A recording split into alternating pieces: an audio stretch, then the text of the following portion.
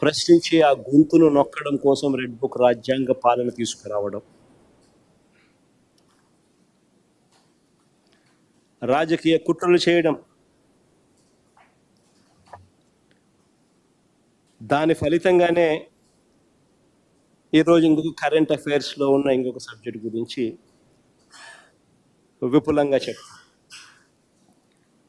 దాని ఫలితంగానే లిక్కర్ స్కామ్పై తప్పుడు కేసు పెట్టి రాజకీయ కక్షకు దిగడం. నిజంగా ఎంత ఆశ్చర్యం కలిగించే విషయం అంటే ఇది. అసలు స్కామ్ ఎక్కడ జరిగింది అని నేను అడుగుతా ఉన్నా. అందరూ ఆలోచన చేయండి అని అడుగుతా ఉన్నా. నేను అడిగే ప్రశ్నలకు సమాధానం మీలో ప్రతి ఒక్కరూ కూడా ఆలోచన చేయమని కోరుతా ఉన్నా. నేను అడిగే ఈ ప్రతి ప్రశ్న మీ మనస్సాక్షిని మీరు అడగండి అని చెప్పి నేను అడుగుతా ఉన్నా. అసలు స్కామ్ ఎక్కడ జరిగింది అని అడుగుతా ఉన్నా. లంచాలు ఎవరైనా ఎందుకు ఇస్తారు? మళ్ళీ అడుగుతా ఉన్నా. లంచాలు ఎవరైనా ఎందుకు ఇస్తారు? ఎవరైనా మద్యాన్ని ఎక్కువగా అమ్మి, లంచం ఎవరైనా ఎందుకు ఇస్తారు? మద్యాన్ని ఎవరైనా ఎక్కువగా అమ్మి సేల్స్ పెంచి, ఆ పెంచిన దానివల్ల డిస్టిలరీలకు లాభాలు పెరిగితే లంచాలు ఇస్తారా?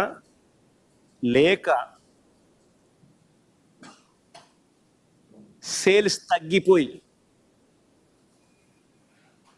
వాళ్ళు తక్కువగా అమ్మి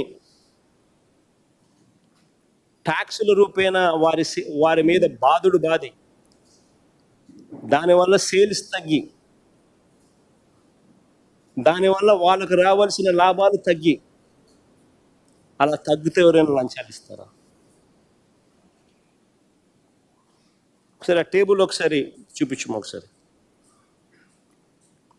ఈ టేబుల్ను ఒక 10 నిమిషాలు అట్టే పెడతాక 5 నిమిషాలు పెడతా. ఒకసారి అందరు చూడండి టేబుల్ను. 2018 నుంచి 2019 మధ్య చంద్రబాబు చివరి సంవత్సరం ఒకసారి గమనిస్తే 3,84,00,00,000 కోట్ల 3.84 కోట్ల కేసులు లిక్కర్ అమ్మకాలు జరిగితే బేర్ అమ్మకాలు 2.77 కోట్ల కేసులు. ఆ 5 సంవత్సరాల చంద్రబాబు నాయుడు గారి పాలనను ఒక్కసారి చూడండి.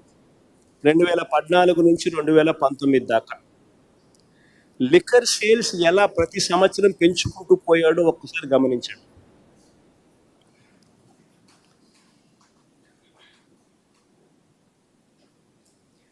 అమ్మకాలు ఇలా పెరగడం వల్ల ఈ లిక్కర్ కంపెనీలకు లాభాలు పెరగడం వల్ల ఈ పెద్ద మనిషికి లంచాలు ఇచ్చే పరిస్థితి ఉత్పన్నమవుతుంది. అదే ఒకసారి 2019 నుంచి 24 చూడండి. ఒకసారి పక్క టేబుల్ మద్యం అమ్మకాలు ఎలా తగ్గాయో ఒకసారి చూడండి.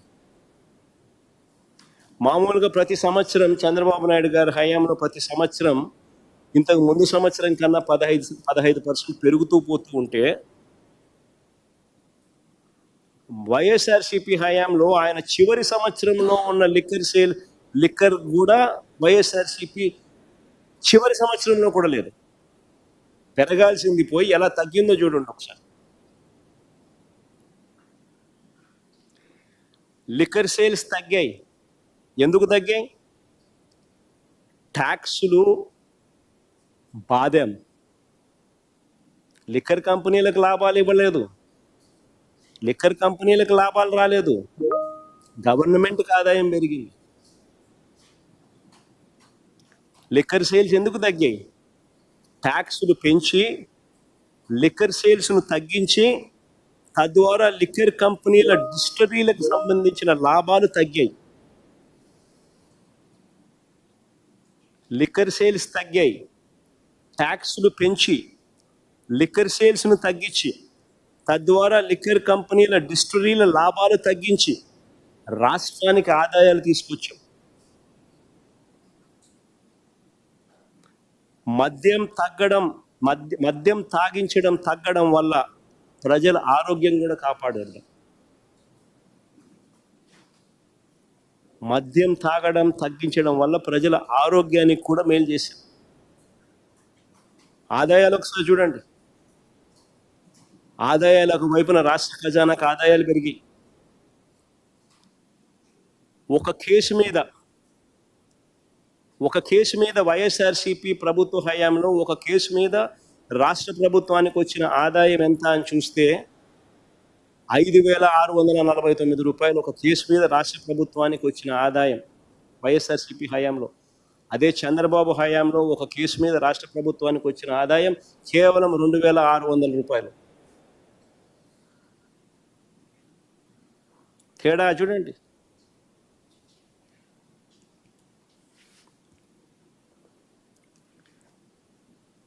ఇప్పుడు చెప్పండి, డిస్టిలరీలో ఎప్పుడు లాభపడ్డాయి?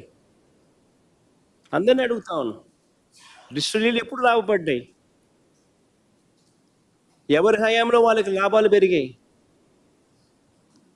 ఎవరికి వాళ్ళు లంచాలు ఇస్తారు? ఆలోచన చేయమని అడుగుతా ఉన్నా అందరినీ కూడా. మద్యం విక్రయాలని ప్రైవేట్ వ్యక్తులకు అప్పగిస్తే లంచాలు ఇస్తారా? ఇది కూడా ఇంకోటి ఆలోచన చేయండి. మద్యం విక్రయాలని ప్రైవేట్ వ్యక్తులకు అప్పగిస్తే లంచాలు ఇస్తారా, లేక ప్రభుత్వం ద్వారా మద్యాన్ని అమ్మే టైమింగ్స్ను నియంత్రిస్తూ పర్మిట్ రూములను రద్దు చేస్తూ 43,000 బెల్ట్ షాపులను మూసేయిస్తూ మద్యం దుకాణాలను 33% తగ్గిస్తూ నిర్ణయాలు తీసుకుంటే లంచాలు ఇస్తారు? ఆలోచన చేయమని అడుగుతా ఉన్నా. ఎవరికి లంచాలు ఇస్తారు?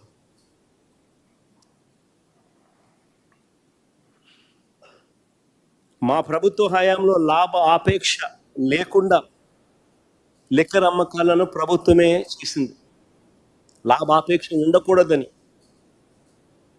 కానీ గతంలో ఎప్పుడూ కూడా చంద్రబాబు గారు లిక్కర్ వ్యాపారం అంతా మొత్తం తన ప్రైవేట్ మాఫియా చేతిలో పెట్టి నడిపించాడు. షాపుల కోసం ఇతరులు ఎవరూ కూడా దరఖాస్తు చేయొద్దని బెదిరింపులకు దిగారు.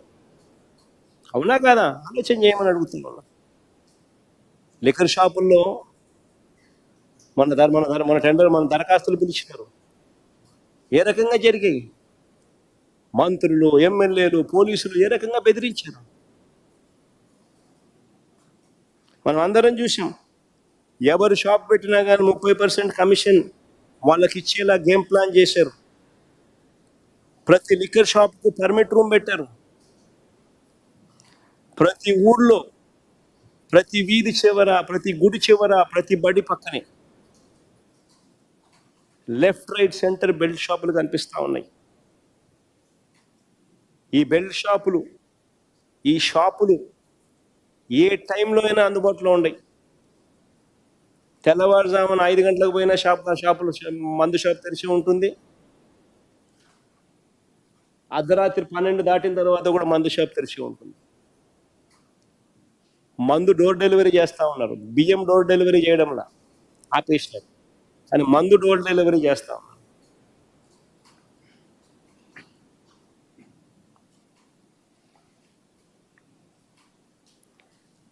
ఈ ప్రతి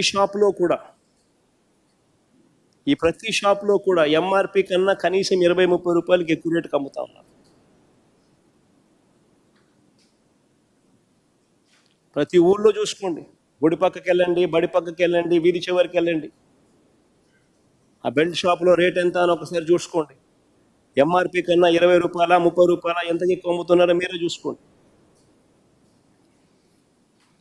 ఈ అక్రమాలను దగ్గరుండి పోలీసులే కాపాడుతున్నారు, కాపలా కాస్తున్నారు. అన్అఫీషియల్గా ఆక్షన్ పరుస్తున్నారు.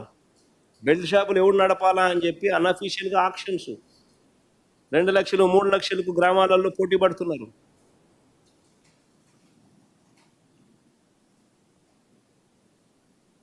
₹20, ₹30 ఎంఆర్పి కన్నా ఎక్కువ రేటుకి అమ్ముతున్నారు. దగ్గరుండి పోలీసులు అమ్మిస్తున్నారు.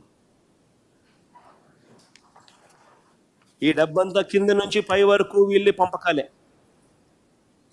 ఒకవైపున ఈ పంపకాలు ఇలా మాదిరిగానే పంపకాలు పంచుకోవడమే కాకుండా ఏ లిక్కర్ కంపెనీ డిస్టిలరీ